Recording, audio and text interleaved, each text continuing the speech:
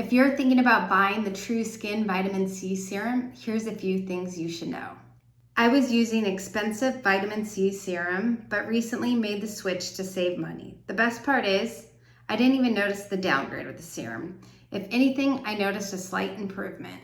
My last serum left my face slightly orange, where this one doesn't. I love the vitamin C serum because it brightens my dull skin. It gives my skin a healthy glow and evens out my skin tone. It's also super easy to apply and it doesn't go on greasy. However, I didn't notice these changes overnight. It took time, and over time I noticed mass improvements on my skin tone.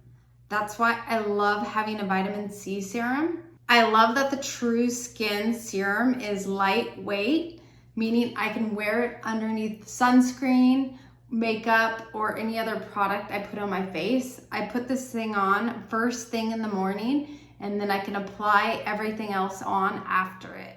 Now, TruSkin serum isn't a replacement for Botox, but you will notice significant improvement in your overall skin tone, especially if you stay consistent with it. It's gonna help brighten your skin and make your skin look younger.